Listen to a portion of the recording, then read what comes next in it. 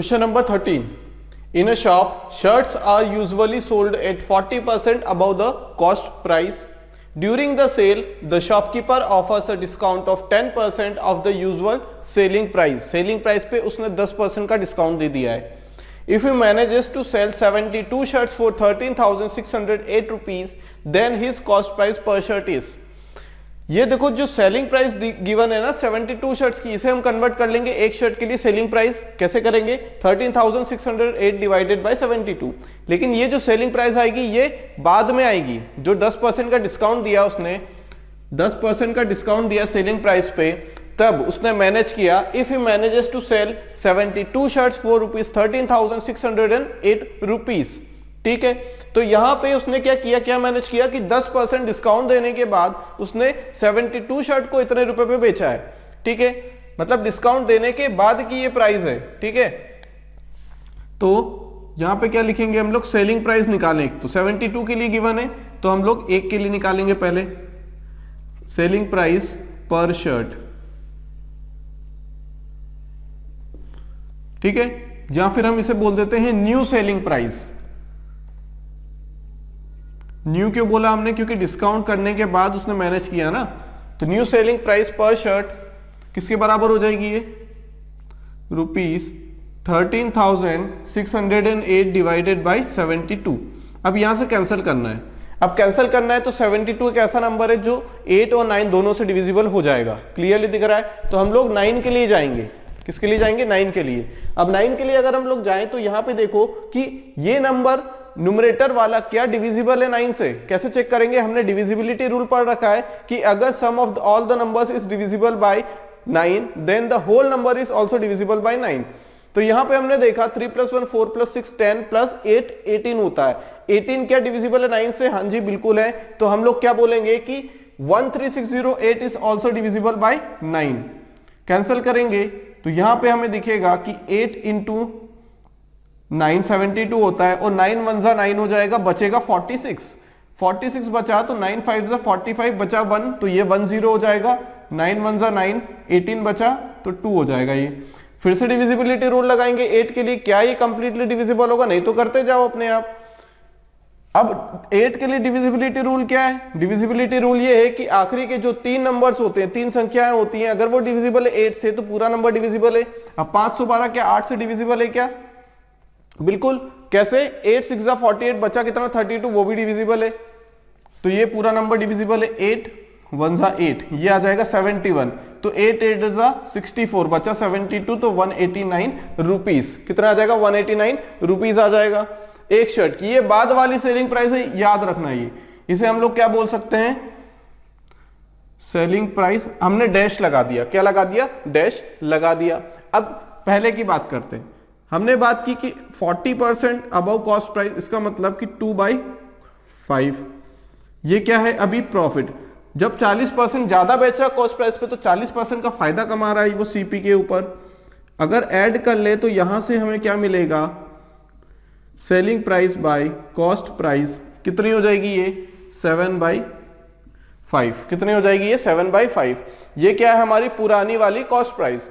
अब ये जो पुरानी वाली कॉस्ट प्राइस है, अगर हम ऐसा लिख लें इसे, सेलिंग प्राइस पहले 7 थी, बाद में कॉस्ट प्राइस 5 होगी. कॉस्ट प्राइस तो क्या रहेगी? सेम रहेगी. क्या कुछ चेंज आएगा? नहीं. चेंज किस में आएगा? सेलिंग प्राइस में. 10% का डिस्काउंट मिल गया. 10% का डिस्काउंट मिल गया उस चीज को. तो ये 7 है, 10% का डिस्काउंट मिल गया, मतलब ये हो जाएगा 9/10 है ना. 90/100 मतलब 9/10 हो जाएगा ये. तो ये कितना हो जाएगा? 6.3. ये हो जाएगा 6.3. अब बात करते हैं यूनिट की. किसकी बात करते हैं? यूनिट की. देखो यहां पे नई सेलिंग प्राइस क्या है? 6.3. ये क्या है? सेलिंग प्राइस पुरानी वाली. यह है सेलिंग प्राइस नई वाली 10% डिस्काउंट के बाद.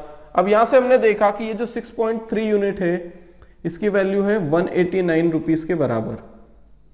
ठीक है, तो एक की बराबर किसके यूनिट के बराबर होगी? एक यूनिट के बराबर, तो ये आ जाएगा 10. अब ये हो जाएगा 3 टाइम्स. तो एक यूनिट की वैल्यू 30 रुपए है. तो 5 यूनिट की वैल्यू कितनी हो जाएगी? 5 × 30 मतलब 150 रुपए. कितना आएगा 150 रुपीज। कोई दिक्कत है इसमें? कंडीशन सारी क्लियर है एक साथ? देखो यूजुअली क्या होता है कि वो 40% ज्यादा पे सोल्व करता है। अगर कॉस्ट प्राइस 5 रुपए है तो सेलिंग प्राइस 7 रुपए होगी, 40% ज्यादा। आगे देखते हैं कि during a sale the shopkeeper offers a discount of 10% of the usual selling price. Usual selling price कितनी थी उसकी? 7 थी, उस पे उसने डिस्काउंट दिया है कितने का? 10% का, तो वो वैल्यू हो जाएगी 6.3 यूनिट। आगे बात करते हैं, if you manages to sell 72 shirts for 13,608 rupees. मतलब ऐसा करने के बाद वो ऐसा मैनेज करता है कहीं कि 72 शर्ट्स को 13,608 रुपए में बेच देता है। तो हमें यहां से निकालना पड़ेगा एक शर्ट को कितने में बेचेगा बाद में? 189 रुपीज में। अब बाद में इसकी सेलिंग प्राइस की यूनिट 6.3 हो गई तो 189 रुपीज। अब एक यूनिट की वैल्यू 30 रुपए, तो हमें क्या निकालना है? कॉस्ट प्राइस निकालना है, कितना होगा? तो वो हो जाएगा 150 रुपए। Question number 14, Anand marks up the price of an article by 50% and then allows a discount of 20% and sell it to Balaji. उसने बालाजी को बेच दिया। फिर कहने का मतलब क्या है कि आनंद ने उसकी जो प्राइस थी, अब ये कौन सी प्राइस के ऊपर उसने इंक्रीमेंट किया 50% का? वो होगी कॉस्ट प्राइस के ऊपर। उसने मान लो 100 रुपए में कोई चीज खरीदी है तो वो उसमें 50% का इंक्रीमेंट बढ़ा के मतलब 150 रुपए करके वो उसका टैग लगा देगा मार्क प्राइस का, है ना, 50% का डिस्काउंट के साथ, सॉरी 50% के फायदे के साथ। And then allows a discount of 20%। अब वो मार्क प्राइस के ऊपर डिस्काउंट दे रहा है कितने का? 20% का, और उसे बेच रहा है बालाजी को। बालाजी ने क्या किया? 20 रुपए उसमें बढ़ा के, जितने में बालाजी ने वो शर्ट खरीदी थी या जो भी चीज खरीदी थी उस आर्टिकल की, तो उसको 20 रुपए बढ़ा के उसने बेच दिया, है ना। और ये जो सेलिंग प्राइस है, बेचने वाली जो प्राइस है, ये 30% ज्यादा है किससे? ओरिजिनल सीपी से। एक्चुअल में उसकी जो सीपी थी, ऐसा समझो ये है आनंद, ये है कौन? आनंद। अब इसने कॉस्ट प्राइस पे कोई चीज खरीदी, मान लो ये है शॉपकीपर, मान लो ये है शॉपकीपर, दुकान वाला ये, ठीक है। अब इसने क्या किया? इसने कोई चीज खरीदी, कोई आर्टिकल खरीदा, मान लो उसकी प्राइस है 100x। देखो यहां पे हम लोग 100 भी ले सकते हैं या कोई भी नंबर ले सकते हैं, लेकिन यहां पे हमें x लेने की जरूरत क्यों पड़ी? क्योंकि यहां पे हमें इंक्रीमेंट दिया गया है। यहां रुपीस में बात की गई है, 20 रुपए ज्यादा। हमें ना तो इनिशियल वैल्यू दी गई है ना फाइनल वैल्यू, हमें बताया गया है जो चेंज है 20 रुपए ज्यादा, अगर 20 रुपए कम है। अब यहाँ रुपीस की बात कर रहे हैं हम लोग, यूनिट में नहीं जा सकते यहाँ पे क्योंकि रुपीस में बात हो रही, तो यहाँ पे हमें यूनिट को रुपीस में बदलना पड़ेगा x का मल्टीप्लाई करके। तो हमने देखा कि ये क्या है? ये कॉस्ट प्राइस है, किसके लिए? आनंद के लिए ये कॉस्ट प्राइस है, इतने में उसने खरीदी। लेकिन उसने क्या किया? 50% ज्यादा मार्क प्राइस कर दी, मतलब उसने कर दिया 150x से, और उसे बेच दिया कितने डिस्काउंट के साथ? 20%। तो इसका 20% कितना होगा? मतलब वो 20% 1/5, तो एक्चुअल में वैल्यू हो जाएगी 4/5, मतलब 120x। ये सब निकालते सीख चुके हैं हम लोग, है ना। ये हो जाएगी सेलिंग प्राइस। अब ये सेलिंग प्राइस है, आनंद ने बेची। अब आनंद ने किसको बेची? आनंद ने किसको बेची? बालाजी को। किसको बेची? बालाजी को। तो बालाजी के लिए क्या हो जाएगी? कॉस्ट प्राइस हो जाएगी। बालाजी के लिए क्या हो जाएगी? ये सेलिंग प्राइस आनंद ने बेची, आनंद के लिए क्या है? सेलिंग प्राइस है, लेकिन ये कॉस्ट प्राइस हो जाएगी किसके लिए? बालाजी के लिए, क्योंकि जितने में आनंद बेचेगा उतने में ही बालाजी खरीदेगा। तो आनंद ने बेची 120x में, तो ये भी कॉस्ट प्राइस हो जाएगी किसके लिए? बालाजी के लिए। खरीदने वाली प्राइस हो जाएगी बालाजी के लिए। अब बालाजी ने उसे बेच दिया 20 रुपए ज्यादा में, बालाजी ने उसे 20 रुपए ज्यादा में बेच दिया, 20 रुपए ज्यादा में उसने बेच दिया। अब ये जो सेलिंग प्राइस है, ये क्या है? सेलिंग प्राइस है किसकी? बालाजी की। यहां तक ये वाला कॉन्सेप्ट समझ में आया कि जो आनंद की बेचने वाली रहेगी वही तो, जो जिस प्राइस में बेचेगा, मान लो 20 रुपए में बेच रहा है तो खरीदने वाला 20 रुपए में खरीदेगा, ऑब्वियस सी बात है, कॉमन सेंस यहाँ तो जो सेलिंग प्राइस रहेगी आनंद की वही कॉस्ट प्राइस रहेगी बालाजी की। अब उसने क्या किया कि जो उसकी जिसमें खरीदा था 20 रुपए बढ़ा के, उसने 20 रुपए बढ़ा के then what he purchase for, जितने में खरीदी उससे 20 रुपए बढ़ा दिया, इतने में खरीदी थी उसमें 20 रुपए बढ़ा दी। तो अब ये जो सेलिंग प्राइस है ये ओरिजिनल सीपी से कितना ज्यादा है? 30%। ये है ओरिजिनल सीपी और ये कितना ज्यादा है? 30% ज्यादा है। बात समझ में आ रही है? मतलब इसका 1.3 टाइम्स करेंगे तो ये आ जाएगा, या फिर ऐसा समझे 30% मतलब ज्यादा की बात हो रही है, 30% मतलब 3/10। ज्यादा की बात हो रही है तो ये आ जाएगा 13/10, है ना। अब कौन ज्यादा है, ये वाली चीज ज्यादा है, सेलिंग प्राइस ज्यादा है तो उसका प्रॉफिट होगा। देखो ऑब्वियस सी बात है प्रॉफिट होगा उसका, तो उसने बेची 120x पे +20, इतने में उसने बेची। अभी हम रेशो ले रहे हैं, ये किसका रेशो आ जाएगा, देखो ये तो रेशो P/10 का, ये किसका रेशो आ जाएगा यहाँ पे SP/CP का।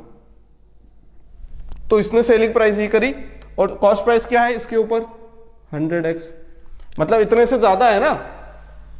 क्या है दोनों का रेशियो क्या आ जाएगा, ये आ जाएगा 1.3 टाइम्स ऑफ 100x, इसका 1.3 टाइम्स करेंगे तो ये आ जाएगा। एक ही बात है, SP/CP लिखा हमने, ये सेलिंग प्राइस इसके लिए रहेगी और ये क्या रहेगी कॉस्ट प्राइस रहेगी। तो यहां से हमारे पास क्या आ जाएगा, यहां से हमारे पास क्या आ जाएगा x का वैल्यू। लेकिन अभी भी यहां से x की वैल्यू निकालने के बाद हमें फिर निकालनी होगी क्या, इसकी प्राइस। यहां पे जो प्राइस रहेगी जो रखेंगे, कॉस्ट प्राइस ये आ जाएगी और ये सेलिंग प्राइस, फिर दोनों का डिफरेंस लेंगे तब जाके प्रॉफिट मिलेगा। अभी तो हम x की वैल्यू निकाल रहे हैं कि यहां पे हम ऐसा नहीं लिखेंगे, SP/CP नहीं है, ठीक है, कंफ्यूजन होगा नहीं तो, क्योंकि ये CP कॉस्ट प्राइस रहेगी और ये सेलिंग प्राइस इसके लिए रहेगी। बाद में जब हम प्रॉफिट कैलकुलेट करेंगे तब जाके कंफ्यूजन होगा। इससे अच्छा हम लोग क्या लिख लेते हैं कि दोनों के बीच का डिफरेंस कितना है, 30% हाइक हो रहा है ये, मतलब दोनों के बीच का difference second number divided by first number. तो अगर पहला नंबर 10 है तो दूसरा नंबर 13 हो जाएगा।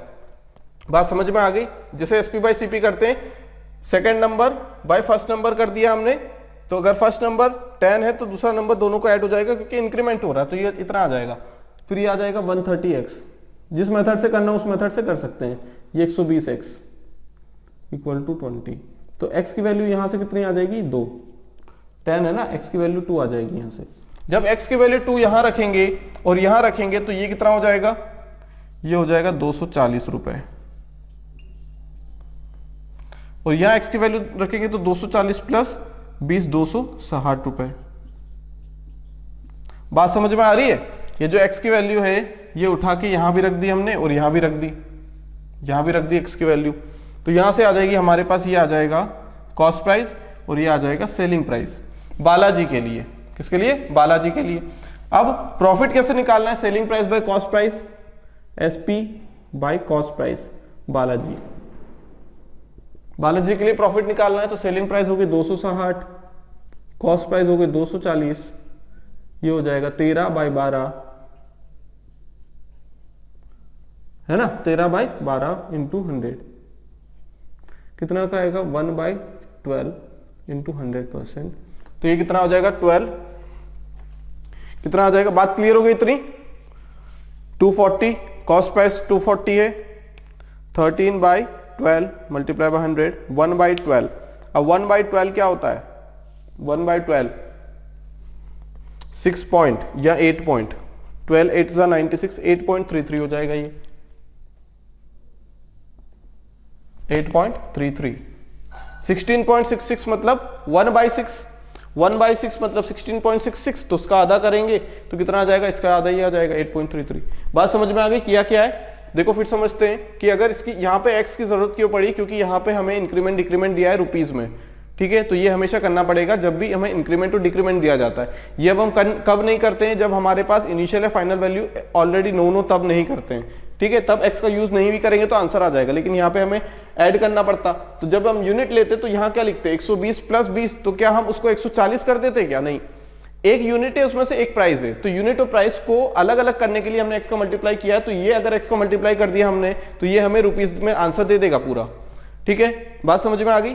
तो इस टाइप से हमने सॉल्व कर लिया ऐसे। तो x की वैल्यू 2 आ गई, यहाँ वैल्यू रखी, बालाजी के लिए प्रॉफिट देगा इसका SP/CP, ठीक है। ये समझ में आ गया ना क्या किया है, इंक्रीमेंट हो रहा है कितने का, 30% का, मतलब 1.3 हो गया ना। देखो 100x का 1.3 कितना हो जाएगा, या फिर ऐसा लिख लो, क्या लिख सकते हैं,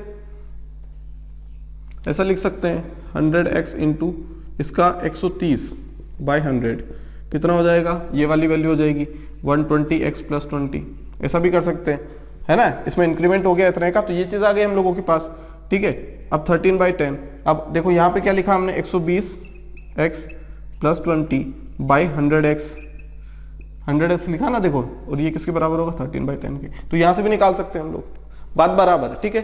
question number 15, Jasmine allows 4% discount on the mark price of her goods and still earns a profit of 20% what is the cost price of a shirt if mark price is ₹850। देखो यहाँ पे तीनों चीजें हैं, यहाँ पे डिस्काउंट की बात की गई है, तो डिस्काउंट की बात की गई है तो यहाँ पे मार्क प्राइस भी है और सेलिंग प्राइस भी है। यहाँ पे प्रॉफिट की बात की गई है तो यहाँ पे सेलिंग प्राइस भी है और कॉस्ट प्राइस भी है। क्लियर है बात? तो यहां से हम लोग देखो किस टाइप से करना क्वेश्चन को, अगर तीनों चीजें हमें दिख जाए, डिस्काउंट भी दिखे, प्रॉफिट या फिर लॉस दिख जाए, तो क्या करना है? बेस्ट तरीका क्या है? कॉस्ट प्राइस, मार्क प्राइस और सेलिंग प्राइस, इस टाइप से लिख लेना है और कॉस्ट प्राइस को 100 मान लेना है। अगर यहाँ पे इंक्रीमेंट और डिक्रीमेंट की बात आती है रुपीज में, ध्यान से समझना, दो चीजें होती है, या तो हमें इनिशियल और फाइनल वैल्यू दे दी जाती है या फिर इंक्रीमेंट बता दिया जाता है। अगर इंक्रीमेंट हमें बता दिया जाता है तो हमें क्या करना है कि ये जो यूनिट है इन्हें यूनिट ना मानते हुए हमें एक्स का मल्टीप्लाई कर देना है, क्योंकि हम यूनिट में कुछ चीजें नहीं ले सकते, हमें सारी चीजें फिर क्या लेनी पड़ेगी? रुपीज में लेनी पड़ेंगी।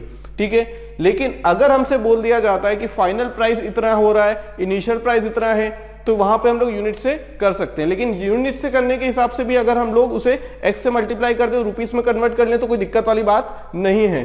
ठीक है, तो हमेशा क्या करो? एक्स का मल्टीप्लाई कर दो, तो यहां से कोई दिक्कत नहीं आएगी, चाहे यूनिट में जाए चाहे रुपीस में जाए, एक्स का मल्टीप्लाई कर देना है।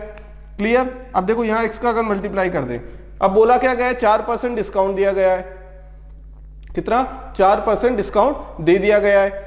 अब हमने क्या मान लिया कि जो कॉस्ट प्राइस है हम लोगों की, क्या है? जो कॉस्ट प्राइस अगर 100x है तो उसने प्रॉफिट कमाया कितने का? 20% का उसने प्रॉफिट कमाया है। तो जब 20% का प्रॉफिट कमाएगा तो ये हो जाएगा 120x। अगर कॉस्ट प्राइस 100x है तो सेलिंग प्राइस 120x हो जाएगी। अब उसने बोला है कि उसने 4% का डिस्काउंट क्या किया है? अलाउ किया है। जब 4% का डिस्काउंट अलाउ करने के बाद 120 रुपए हो रही है वो चीज, मतलब हो सकता है मार्क प्राइस क्या हो हमारी, मार्क प्राइस पे उसने कितने का डिस्काउंट किया? 4% का, मतलब इसकी वैल्यू 96/100 किसके बराबर हो जाएगी? 120x के। ये 12 इंटू 10 और ये 12 कितना हो जाएगा? 8। ठीक है, और ये हो जाएगा 2 इंटू 5 4 और ये आ जाएगा 25, तो ये आ जाएगा 125। तो मार्क प्राइस 125x हो जाएगी यहां से। अगर ये हमारे पास तीनों चीजें इस टाइप से निकल गई, एक दूसरे के साथ रिलेशन में निकल गई, तो आसानी से चीजें होंगी। What is the cost price of a shirt if the mark price is 850? Mark price दी गई है 850, मतलब 125x की वैल्यू कितने दी गई है? 850 रुपए।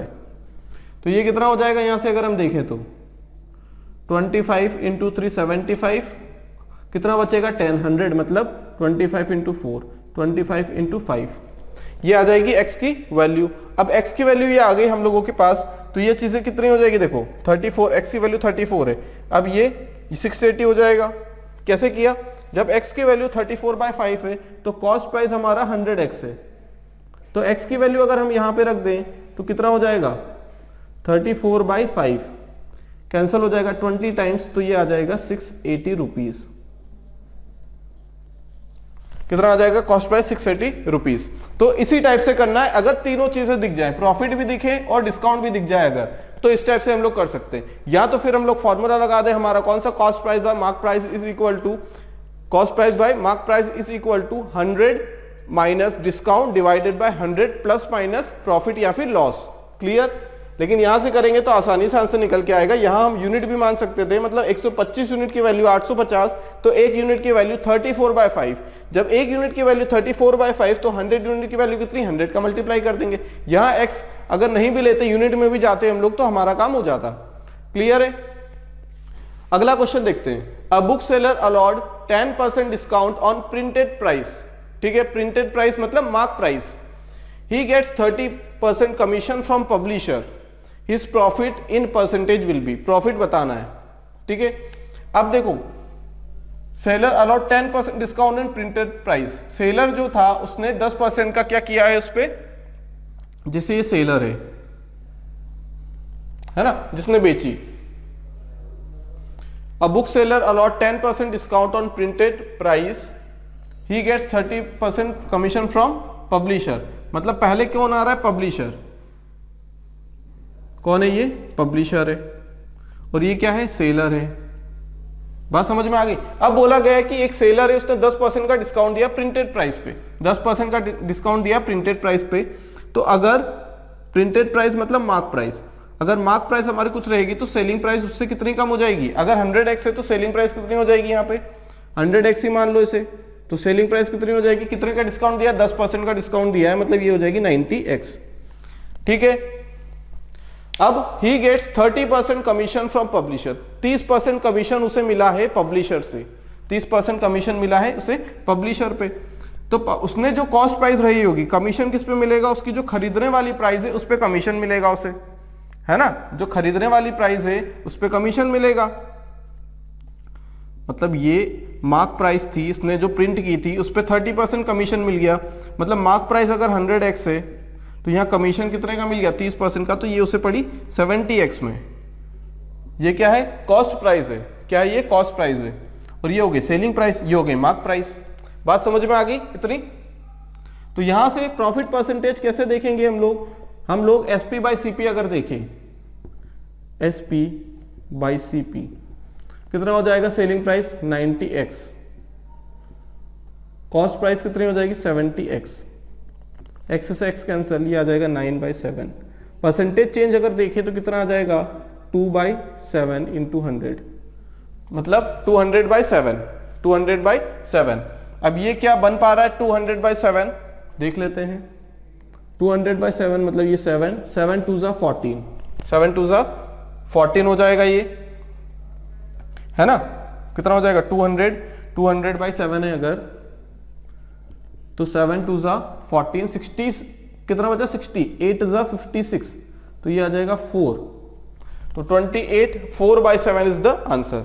बात समझ में आ गई। सिंपल भाषा में अगर समझे हम लोग तो यहाँ पे एक होता है पब्लिशर जो पब्लिश करता है, क्या करता है, पब्लिश करता है, छापता है ना, पब्लिश की उसने दी सेलर को जो हमें बेचेगा, जो हमें क्या करेगा, बेचेगा। तो यहाँ पे दो चीजें हैं, कस्टमर से आने के पहले सेलर, कस्टमर खरीदेगा सेलर से, सेलर खरीदेगा पब्लिशर पे। अब पब्लिशर ने क्या किया, उसे 30% का कमीशन दे दिया।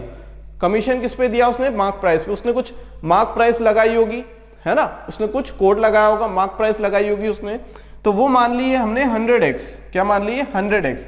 अब पब्लिशर ने सेलर को दिया है कितना 70x में, 70x सेलिंग प्राइस किसकी हो जाएगी, वो हो जाएगी पब्लिशर की, है ना। उसने डिस्काउंट दिया है 10% का, सेलर ने दिया वो तो, लेकिन इसने जो कमीशन दिया ये भी एक तरीके से क्या है, डिस्काउंट ही तो है। कमीशन मतलब डिस्काउंट दिया उसने 30% का। क्लियर।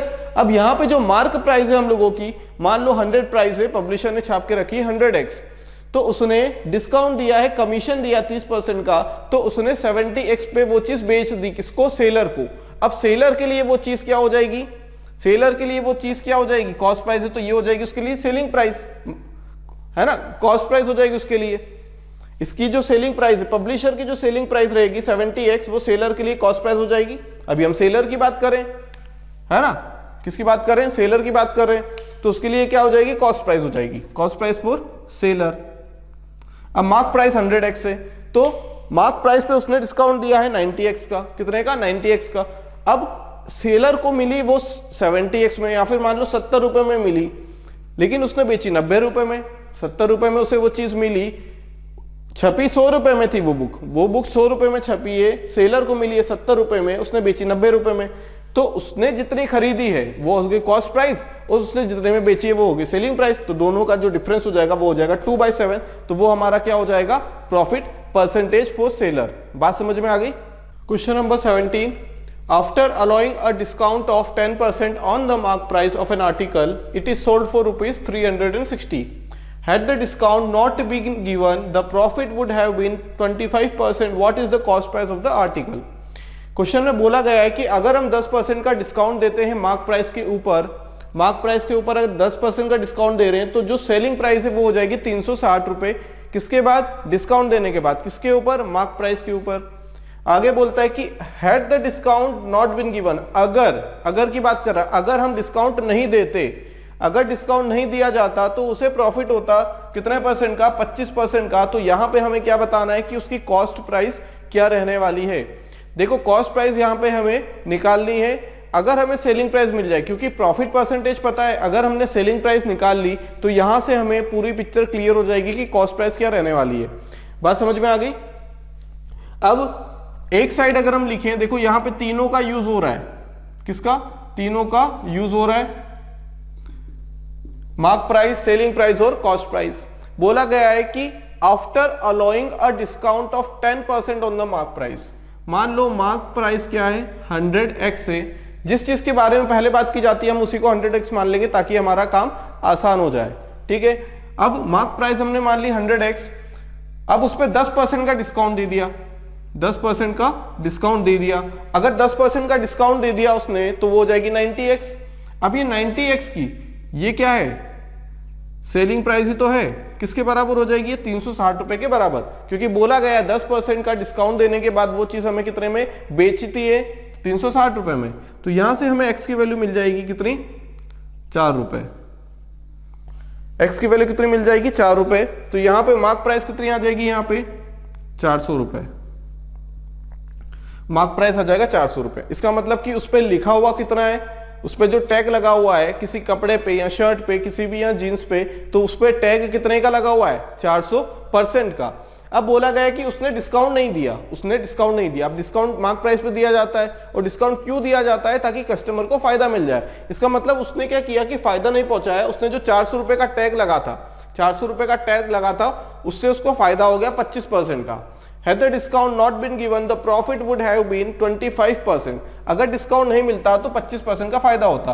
तो यह हमें क्यों दिया गया है, सेलिंग प्राइस पे 10% डिस्काउंट, मार्क प्राइस पे 10% डिस्काउंट, ताकि हम लोग वैल्यू निकाले x की और यहां से हम वैल्यू निकाले मार्क प्राइस की। इसका मतलब क्या हो रहा है कि यहाँ पे जो मार्क प्राइस है उसी के ऊपर उसे फायदा हो रहा है ना, उसी के ऊपर क्या हो रहा है, उसे फायदा हो रहा है। बात समझ में आ गई। अब कॉस्ट प्राइस हम लोगों को नहीं पता है, कैसे निकालेंगे, 25% का फायदा हो रहा है, 25% का प्रॉफिट हो रहा है, 25% मतलब 1/4। प्रॉफिट की बात करेंगे तो ऐड करेंगे तो ये हो जाएगा 5/4। अब देखो यहां पे क्या लिखे हम लोग, यहां पे उसे फायदा हो रहा है 25% का, ये हो जाएगी mark price by cost price. अब ऐसा क्यों हो जाएगा, ये ऐसा क्यों हो जाएगा, ऐसा इसलिए हो जाएगा क्योंकि वो जो सेलिंग प्राइस है ना, सेलिंग प्राइस क्या थी, 360 थी, लेकिन अब सेलिंग प्राइस क्या रहेगी, जो मार्क प्राइस है वही सेलिंग प्राइस रहेगी, जो मार्क प्राइस है वही क्या रहेगी, सेलिंग प्राइस रहेगी, सेलिंग प्राइस न्यू, क्योंकि डिस्काउंट नहीं दिया है तो उसी पे बेच रहा है। इसका मतलब ये क्या है, सेलिंग प्राइस न्यू तो है, नई सेलिंग प्राइस। ये हमें ये चीज क्यों दी गई है, ताकि हम x की वैल्यू से मार्क प्राइस निकाल लें। ठीक है, अब कितना हो जाएगा, देखो सेलिंग प्राइस नहीं हमें पता है क्या, हाँ 400 रुपए, ये आ जाएगा 5/4, 400/CP, ये आ जाएगा 80 टाइम्स, तो कॉस्ट प्राइस कितनी आ जाएगी, 320 रुपए। बात समझ में आ गई, कैसे किया क्वेश्चन को, क्वेश्चन समझ में आ गया। 10% का अगर डिस्काउंट देते हैं तो वो हम बेचते हैं 360 रुपए में, मार्क प्राइस अगर 100 है तो उस पर डिस्काउंट की बात कर रहे हैं, मतलब रिलेशन किसके बीच में है, मार्क प्राइस और सेलिंग प्राइस के बीच में। अगर मार्क प्राइस 100x माना तो 10% के डिस्काउंट के साथ सेलिंग प्राइस हो जाएगा 90x। अब सेलिंग प्राइस हमें एक्चुअल में जो रुपीस दिया गया है वो है 360 रुपए, तो यहां से x की वैल्यू निकालो, यहां पुट करो तो कितना आ जाएगा, सेलिंग प्राइस, जो नई सेलिंग प्राइस है। अब ये नई सेलिंग प्राइस कैसे बनी, क्योंकि उसने बोला है कि बाद में उसने डिस्काउंट नहीं दिया है ना। अगर हम डिस्काउंट नहीं देते हैं इसका मतलब किस पे बेचे हमने, मार्क प्राइस पे बेचा है, क्योंकि डिस्काउंट नहीं दे रहे हैं, मतलब 0% का डिस्काउंट दे रहे हैं हम लोग। देखो डिस्काउंट परसेंटेज क्या हो जाएगा, mark price minus selling price divided by mark price into 100%। अब बोल रहा है कि discount not been given, discount दिया ही नहीं जा रहा है, तो यहां से एमपी यहां आ जाएगा, तो ये एमपी बराबर एसपी हो जाएगा। मतलब ये जो मार्क प्राइस है ना, ये जो मार्क प्राइस है यही नई सेलिंग प्राइस बन जाएगी। जो मार्क, अगर डिस्काउंट 0 है तो मार्क प्राइस ही सेलिंग प्राइस रहेगी। एक बात यहां से समझ ले, पक्की बात है ये, तो मार्क प्राइस सेलिंग प्राइस के बराबर रहेगी। सेलिंग प्राइस न्यू कितनी हो जाएगी, 425% का फायदा कमा रहा है, कितने का, 25% का फायदा कमा रहा है, मतलब 5/4 हो जाएगा। तो ये एसपी न्यू बाय सीपी, और एसपी न्यू क्या है, यही क्या है, मार्क प्राइस है। क्योंकि यहाँ पे डिस्काउंट नहीं है तो मार्क प्राइस जो लिखा हुआ है वही क्या है, सेलिंग प्राइस रहेगी। बात समझ में आ गई, ये इंपॉर्टेंट चीज है। अगर डिस्काउंट नहीं दिया गया है तो मार्क प्राइस जो रहेगी वही सेलिंग प्राइस रहेगी। बात पक्की है, ठीक है। तो कॉस्ट प्राइस कितनी आ जाएगी, यहां से 320 रुपए, कितनी आ जाएगी, 320 रुपए।